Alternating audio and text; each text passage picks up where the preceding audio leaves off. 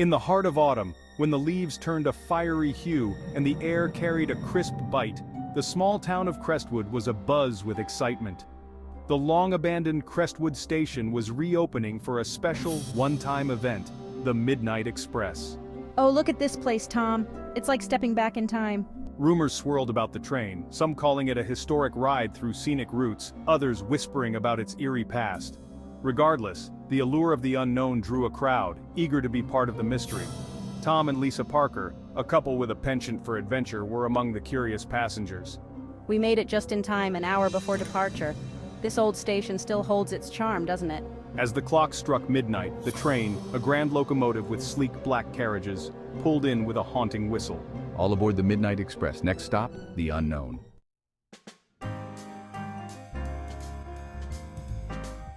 Tom and Lisa settled into their compartment, cozy with plush seats and antique decor.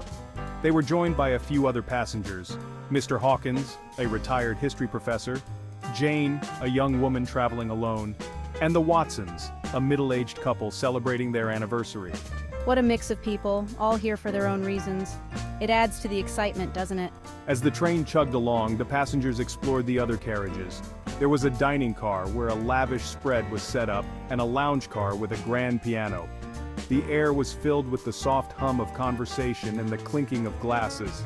However, there was also an undercurrent of unease, a feeling that something was not quite right. What can you tell us about this train's history? This train has a storied past. It once traveled these tracks over a century ago before it mysteriously vanished one night. The legend says it was cursed, doomed to wander the tracks forever, collecting souls along the way. Do you believe in the curse? Belief is a powerful thing. Sometimes it shapes reality more than we know.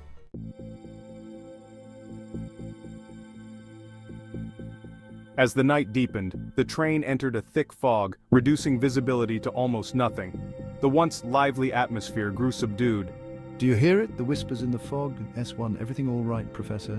Tom listened closely, but all he heard was the rhythmic clatter of the train on the tracks.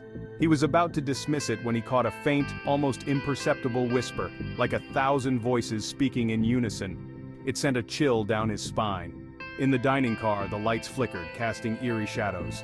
Jane, who was sitting alone, gasped as she saw a shadowy figure standing at the end of the car, watching her. She blinked, and it was gone. Shaking, she hurried back to her compartment. The Watsons were the next to experience something strange. S4. Did you feel that? As they sat in the lounge car, a cold breeze swept through, extinguishing the candles. Mr. Watson felt a hand on his shoulder, but when he turned, no one was there.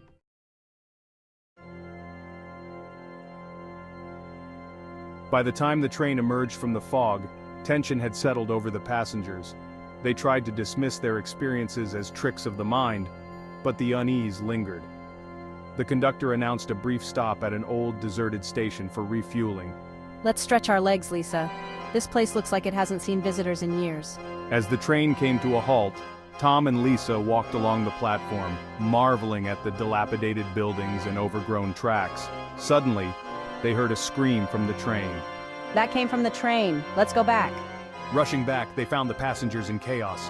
The passengers frantically searched the train, but there was no sign of Jane. Her belongings were still in her compartment, and there was no way she could have left without being seen. Fear took hold as they realized something sinister was at play. S3. Jane's gone. She was just here, and now she's vanished. Everyone back on the train. We must keep moving.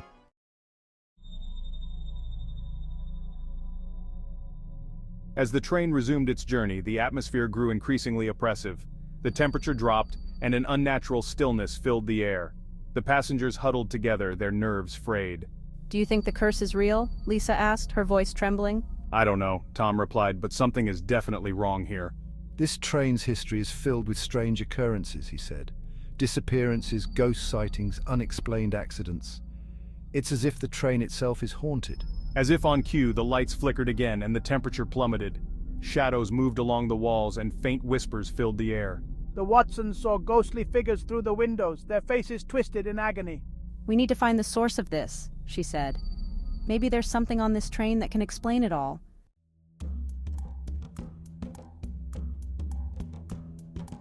Tom, Lisa, and Mr. Hawkins ventured to the back of the train where they discovered a locked carriage. The conductor had not mentioned this carriage, and it wasn't on any of the maps they had seen. Determined to uncover its secrets, they managed to pry the door open.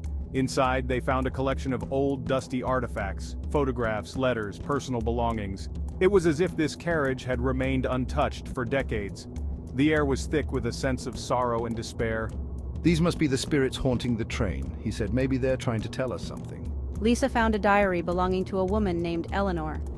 As she read the entries, she learned that Eleanor and her family had been on the last journey of the Midnight Express before it vanished. Eleanor wrote about strange happenings and an overwhelming feeling of dread. Her final entry was a desperate plea for help. Suddenly the door slammed shut and the temperature dropped further. Shadows swirled around them and they heard Eleanor's voice filled with anguish. "Help us," she whispered. "Break the curse."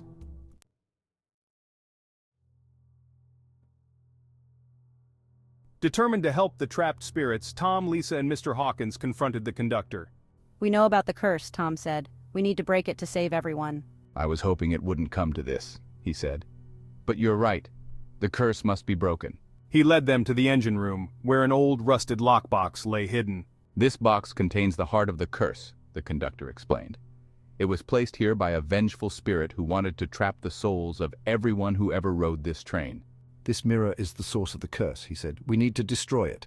As they prepared to shatter the mirror, the train began to shake violently. Ghostly figures appeared, their faces twisted in fear and anger, the air filled with screams and cries for help. The spirits were fighting to protect the source of their torment. Summoning all their courage, Tom, Lisa, and Mr. Hawkins smashed the mirror. It shattered into 1,000 pieces and a blinding light filled the room. The train came to a sudden halt, and the ghostly figures vanished.